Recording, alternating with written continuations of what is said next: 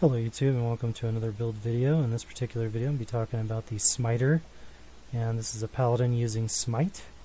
And as usual I'll give my little disclaimer that I like to say. By far is this no means the best Smiter out there, or that this build will smoke any other builds out there. I'm just giving you my way of doing things and my build so that perhaps you can copy it or use some aspects of it or whatever it is that you like. So without further ado, let's get started. Let's take a look at my Smiter's inventory.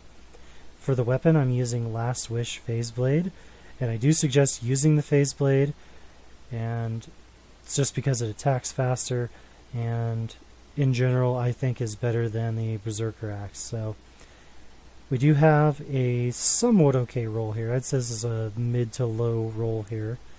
And the reason we like to use this with the Smiter is obviously Fade, Life Tap, very important. Crushing Blow is another thing we like to have a lot of, so if we can get it, we always want that. The whole sword is just amazing. Now, if you guys don't have a large amount of high runes, or if it would be hard for you to obtain this type of weapon, I would also suggest a Grief Phase Blade, or what's known as a Grief PB, would be a good substitute, as it will cost you a lot less in terms of high runes to make one of those. So there's that. Next up, I'm using the Dracul's Grasp Vampire Bone Gloves. Again, this is a life tap chance. We also have a lot of life stolen per hit, open wounds, and strength, which is all good for our build. A Ravenfrost, I don't think that needs an explanation. Verdungos, Volcathos, upped Gores. You could use regular Gores if you want, doesn't really matter. These just have more defense on them, that's why I'm using them. An Exile Vortex Shield. And of course, any Exile will do, or you can run an upped HOZ, and many people have said they prefer that actually to that of the Exile. It's up to you what you like better. I am using the Exile, so you can tell which one I like the most. Next up, we have a Chains of Honor and a Dusk Shroud. An AP version of this would be just fine, an Archon Plate if you wish, whichever one you like better. But this has a lot of resistances on it, plus 65 is pretty significant. And when you're doing Ubers, that will become increasingly more important to have those extra resistances. So, in my opinion, I like to run that. Next up, we have Crown of Ages. This is a two-socketed Crown of Ages with 2 bear runes in it. If this is a little bit too rich for your blood, you could always run a Guillaume's. I hope I'm saying that right. Set Helmet. And that one will give you more Crushing Blow, and it will be cheaper. So you can run that instead, whichever one you want. Last but not least, I have Mara's Kaleidoscope. On the Switch, we just have a CTA, in this case a 5BO CTA, and a random spirit to cast it with. In the inventory, I have an Annie and a Hellfire Charm. Now, if you're running Dclones, or if you're running the Hellfire Charms, or if you're trying to get them, it may not be the best idea to have a character that already has these on them. However, I would like to point out that if you're like me and you're running multiple CD keys and you can have multiple Diablo 2 windows open at once, then it doesn't matter as much to you. You can just have another character come in and grab that stuff and then jump out.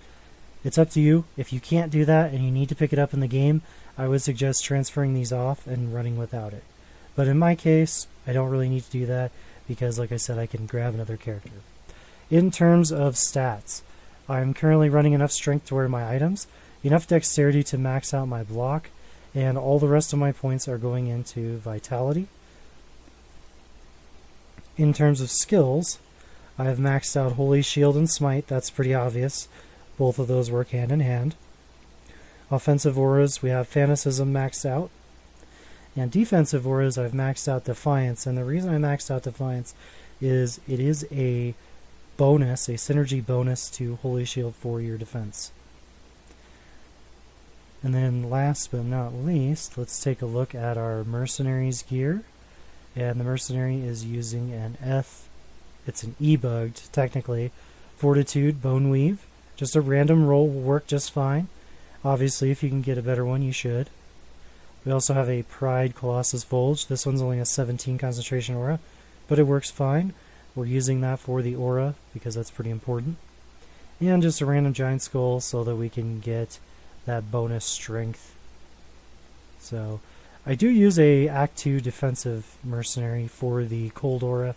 You may choose to have something else, maybe some attack rating or something else if you so choose. That's up to you, whatever mercenary you like. Some people have also suggested that using I believe it's an ice Act 1 mercenary with an ice bow would work really well as well. I haven't tried that yet, but I think that makes perfect sense why that would work really well and why you should use it. So I hope that helped, guys. If it did, please leave me a like and subscribe if you haven't already. And before I go, I'd like to recognize a few people on D2JSP for donating foreign gold to my channel to help me purchase a lot of the items excuse me, that you see in my channel for a lot of these builds. They are providing the foreign gold a lot of times to do that. And so we have IP Little Killer that sent me 300 foreign gold. I very much appreciate that. Completely unnecessary, but thank you nonetheless for doing that. Hiki Nayuki sent me 10, which is awesome. Helped me buy a couple of Ohm runes that I needed. Thank you very much. LM Pack sent me 55 foreign gold. And Evil Domson sent me another 10. So all you guys are great. I appreciate it. Again, not necessary, but I always do like to recognize people that do help me out, whether it be financial donations or donations related to D2JSP. So hope you guys liked it. I'll see you in the next video.